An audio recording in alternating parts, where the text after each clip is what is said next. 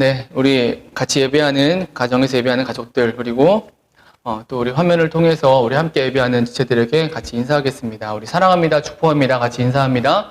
사랑합니다, 축복합니다. 네, 오늘도 말씀하신 하나님의 은혜가 저와 여러분 가운데 임하길 원합니다. 오늘로 룻기의 말씀을 이제 마치려 하는데요. 우리가 그동안 룻기의 말씀을 보면서 사사기 시대에 대한 해답으로서 말씀의 의미를 찾아왔습니다. 그래서 찾았던 그 해답들이 무엇이었냐면은 첫 번째가 하나님에게서 떠나지 말라였고요. 그리고 최선의 선택을 하라였습니다. 그리고 지난주에 말씀을 들었던 헤세드의 삶이었습니다. 정말 사사기와 똑같은 오늘 이 시대를 살아내면서 이 룻기를 통해 보여주시는 이러한 이러한 대안, 하나님의 뜻하심, 저 여러분의 삶에 나타나게 되길 간절히 소망합니다. 오늘은 그 마지막 말씀으로 지난주에 이어서 헤세드의 삶 두 번째 말씀을 이제 나누어 보려고 합니다. 두 번째이기 때문에 오늘은 이 헤세드라는 단어가 가지고 있는 보다 깊은 더 실제적인 의미들을 나누어 보려고 합니다. 주중에 우리 주민 집사님께서 헤세드의 의미를 찾아보니까 그 의미가 참 많더라라고 이렇게 얘기를 하셨었는데요. 실제로 정말 그러합니다. 성경 사전을 찾아봐도 그렇고요. 또 모든 인생의 답이 들어있는 인터넷에 검색해 보아도 그렇습니다. 헤세드의 의미를 여러 단어로 설명을 하고 있어요. 왜냐하면 실제가 그러하기 때문입니다. 딱 하나의 단어로 설명하기에는 이 헤세드라는 단어가 너무도 풍부한 여러 의미들을 가지고 있고, 그래서 여러 단어들을 통해서 헤세드라는 단어의 그 의미를 이제 설명을 하고 있는 것이죠. 그래서 어떻게 보면은 오히려 이 헤세드의 의미가 실제로 많은 사람들에게 쉽게 다가오지 않기도 합니다. 왜냐? 너무 다양하니까요. 좋은 말이긴 한데, 좋은 단어 같긴 한데, 우리가 그 단어를 실천하기에는 좀 명확하지 않은 좀 추상적인 의미로서 이렇게 머무는 경향이 많이 있다라는 사실이죠. 그런데 우리는 오늘 좀 보다 실제적인 직접적인 의미로서의 헤세드, 좀 직관적인 의미로서의 헤세드의 의미를 우리가 함께 나누어 보려고 합니다. 그리고 그것이 충분히 오늘 이 시대에 우리가 계속 듣고 있는 사사기 시대를 향한, 무너진 시대를 향한 하나님의 말씀하신 메시지의 답으로서도 우리가 충분히 받게 될 줄로 저는 믿습니다. 그럼 본론으로 들어가서 이 헤세드의 좀 보다 구체적인 실제적인 의미는 과연 무엇일까요? 우리는 그 의미를 오늘 우리가 읽은 4장에 나오는 두 인물, 기업물을 두 사람으로부터 우리가 생각해 볼 수 있어요. 그 두 사람이 보아스와 그리고 보아스보다 먼저 우선하는 기업물을 자입니다. 여러분, 그런데 우리가 이 얘기를 하기에 앞서서 우리가 좀 3장을 좀 언급을 좀 해야 할 것 같은데요.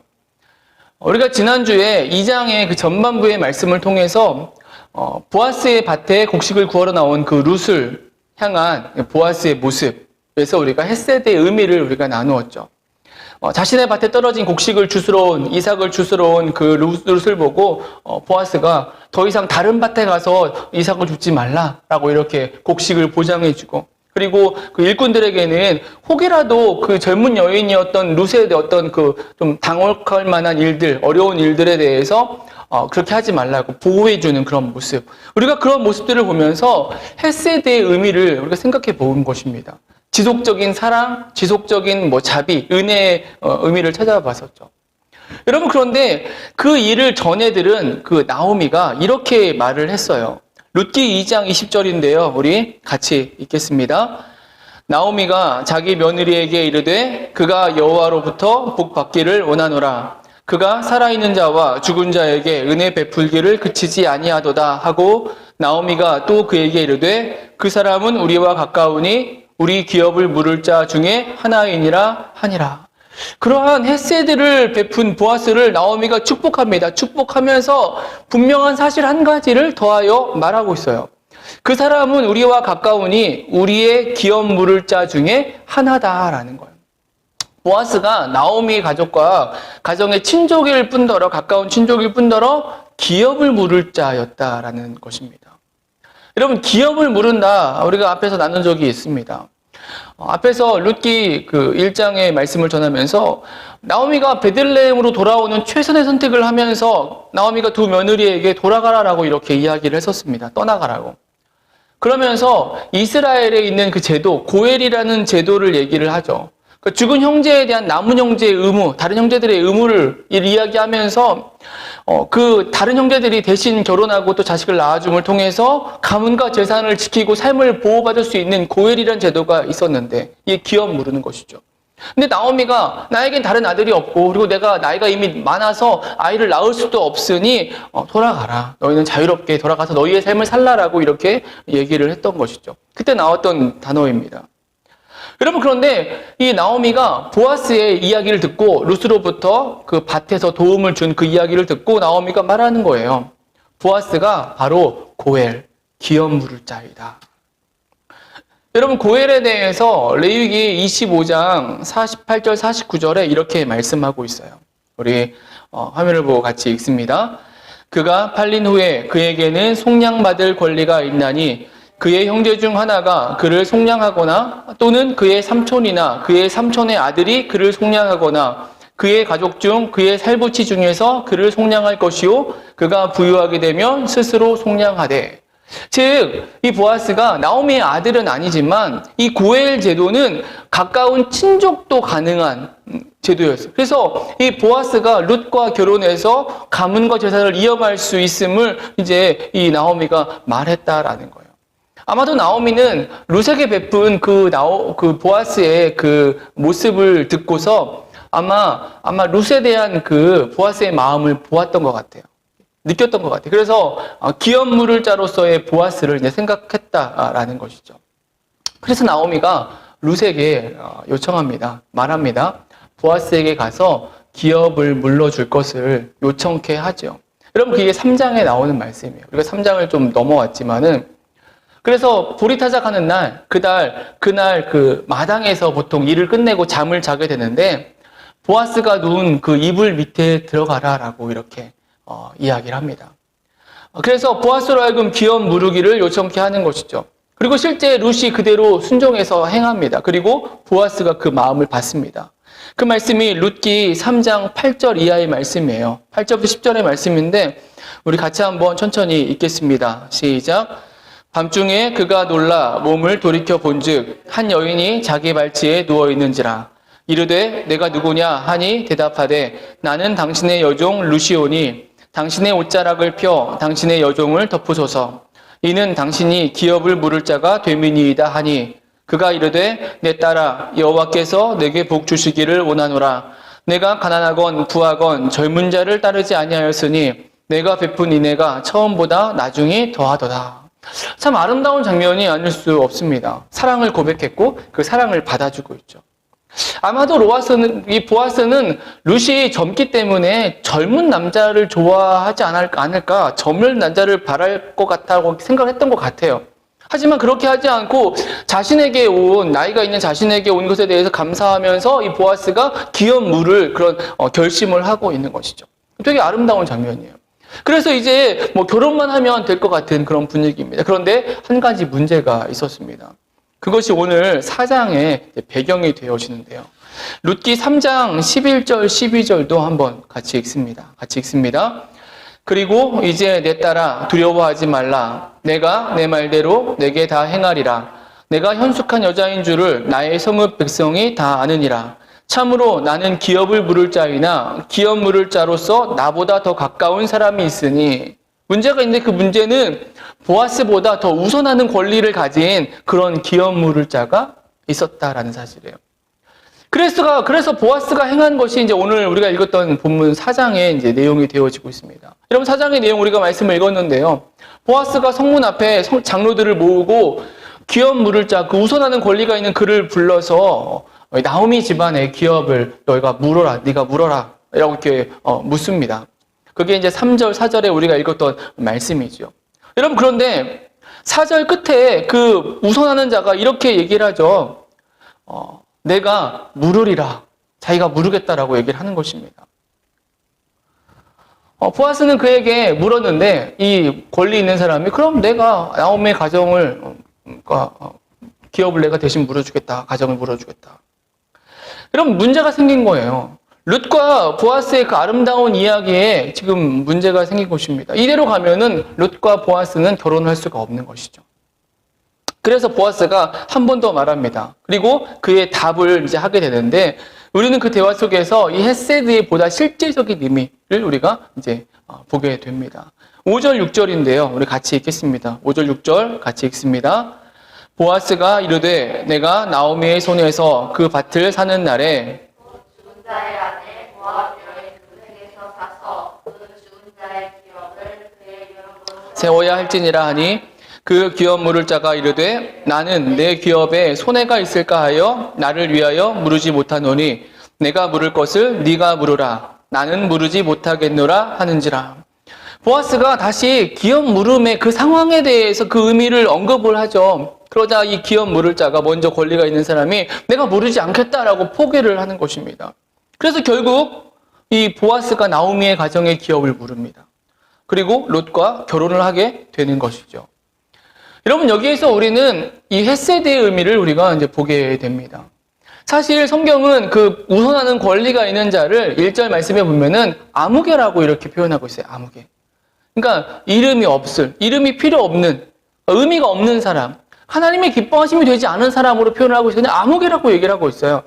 반면에 보아스는 어떠한가요? 오늘 본문의 마지막에 족보가 추가돼서 언급되고 있죠. 이 족보는 헤세드의 삶을 실천한 이 보아스가 받은 영광이 무엇인지를 이제 보여주고 있어요. 21절, 22절인데 이렇게 말씀하고 있습니다. 살몬은 보아스를 낳았고, 보아스는 오벳을 낳았고, 오벳은 이새를 낳았고, 이새는 다윗을 낳았더라.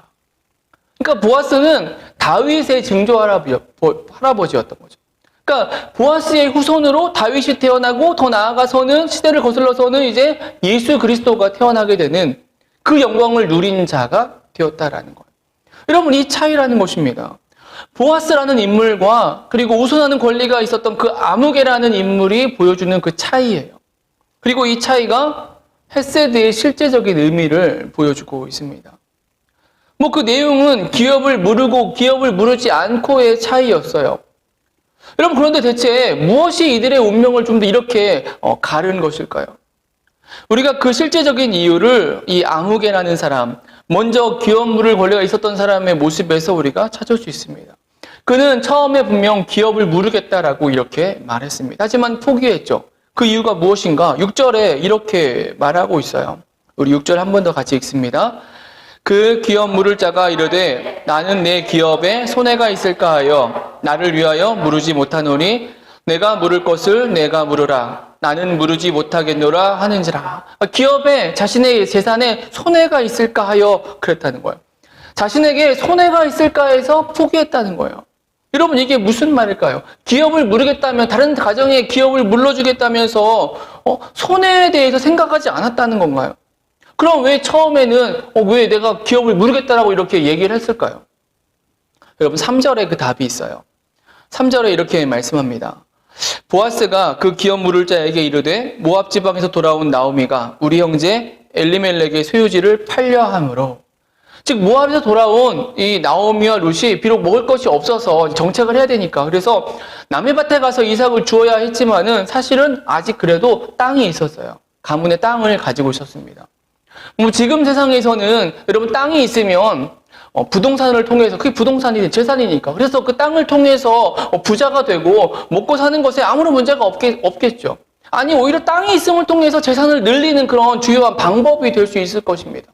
여러분 그런데 이스라엘에는 하나님 나라의 원리에는 그게 맞지 않아요. 그렇지 않았습니다. 그렇게 해서는 안 되었어요. 땅이라는 것은 사실 하나님의 것이에요. 사람의 것이 아닙니다. 하나님의 것으로 땅 자체가 인간의 재산이 될 수 없었다라는 거예요. 땅은 그저 인간이 농사하고 수고하여서 거기서 얻어진 것, 소산물, 그것을 얻을 수 있는 것에 도움이 되는 것, 이 정도가 땅의 의미였다라는 거예요. 하지만 여인이었던 이 나오미와 룻은 땅이 있었지만 그 땅을 사용할 여력이 없었고 그래서 할 수 없이 급하니까 그 땅을 다른 사람에게 임대죠. 여튼 근데 팔아서라도 여러분 말씀을 잘 아시겠지만은 이렇게 기업을 물러주거나 친족이 아니면 아무도 안 도와줘도 50년에 한 번씩 희년이 돌아오면은 그 땅을 다시 돌아오니까 팔았던 땅이.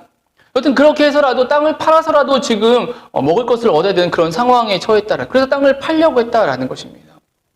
여러분, 그 아무개라는 사람은 그 나오미의 밭을 생각한 거예요.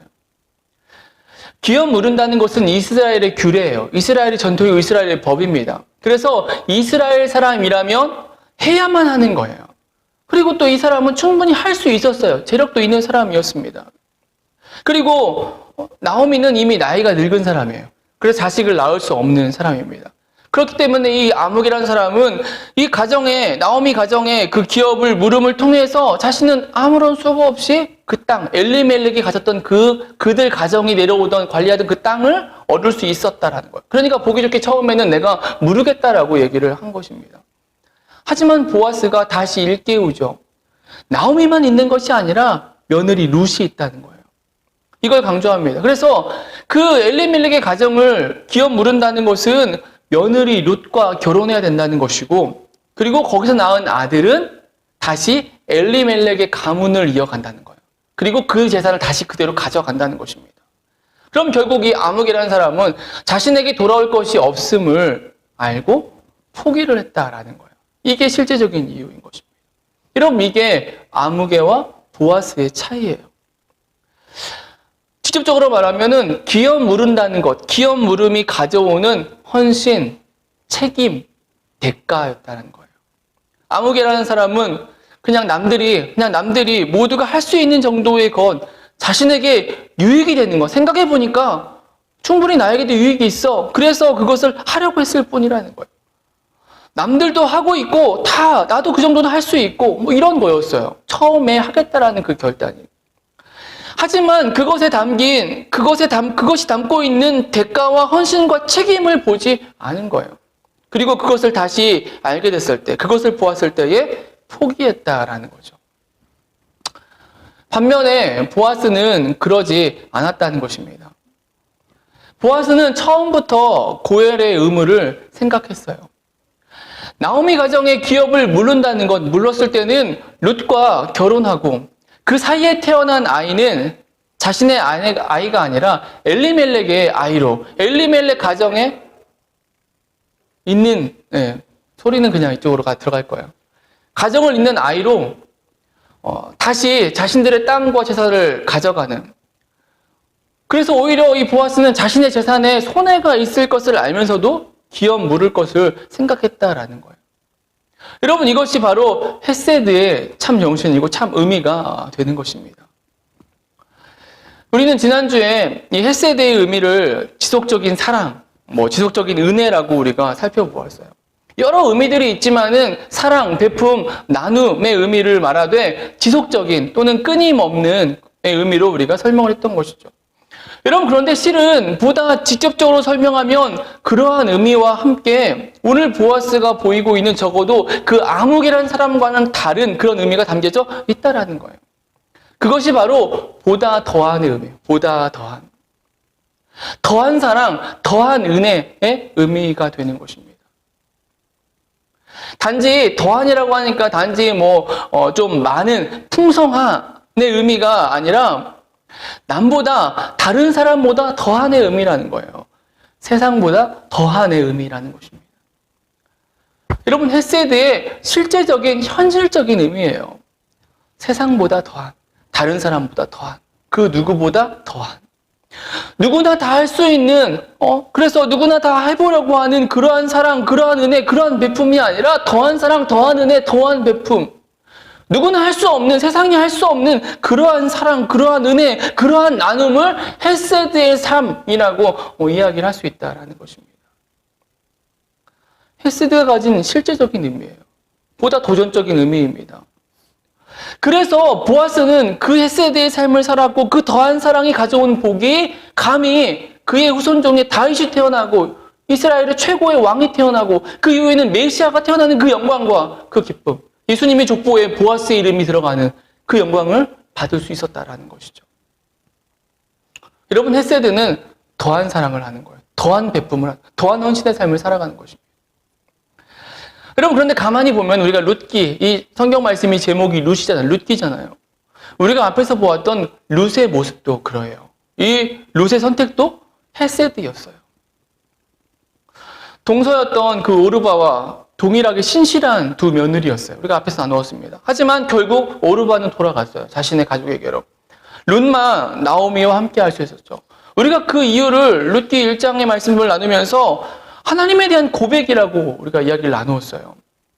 여러분, 그 하나님에 대한 고백, 하나님의 백성이 나의 어머니 하나님이 나의 하나님이 되고 어머니 백성이 나의 백성이 되고, 그 하나님에 대한 고백은 다름 아닌 보다 더한 사랑이었다는 거예요. 보다 더한 헌신이고 보다 더한 하나님에 대한 고백, 바로 헤세드의 모습이었다는 것입니다.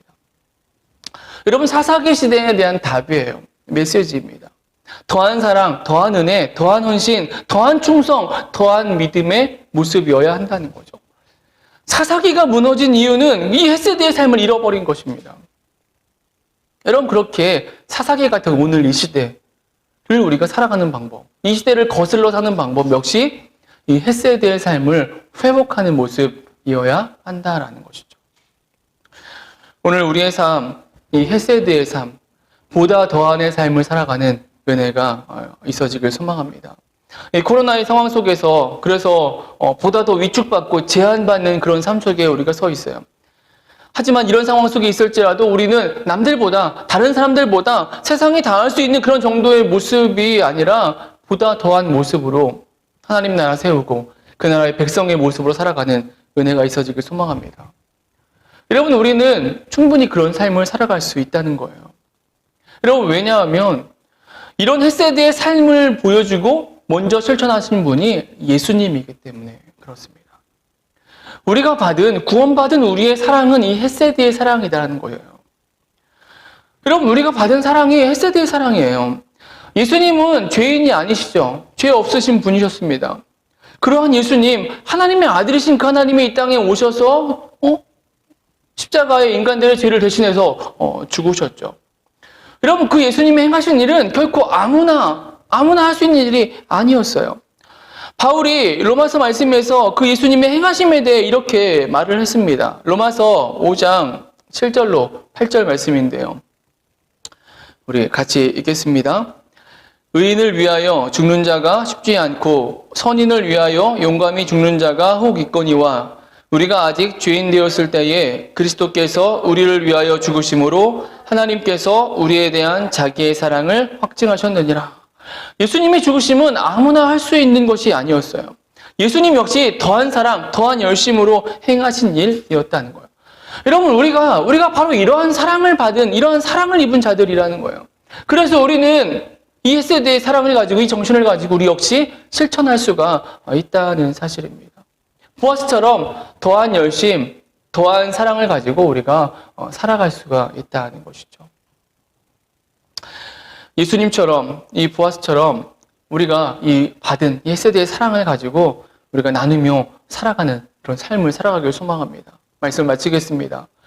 정말 모든 것이 무너진 시대에 우리가 서 있습니다. 단순히 시대가 악해서, 상황이 이러해서, 이러해서라기보다는 크리스찬들의 중심이 무너지고 변질되어 있어요. 교회의 모습이 이미 변질되어 있습니다. 정말 요즘에 교회나 크리스찬들, 어떤 목사들의 사건, 사고가 터질 때마다 너무도 부끄러운 생각이 들어요. 하나님 앞에서 죄송하고 믿지 않는 사람들 앞에서 미안한 마음이 너무나 많이 듭니다. 여러분, 이 시대의 사람들, 이 시대의 신앙인들, 교회, 신앙의 기본과 믿음의 기본을 잃어버렸기 때문이라는 거예요. 그래서 이러한 사사기 시대 같은 오늘의 시대를 우리가 맞이한 것입니다.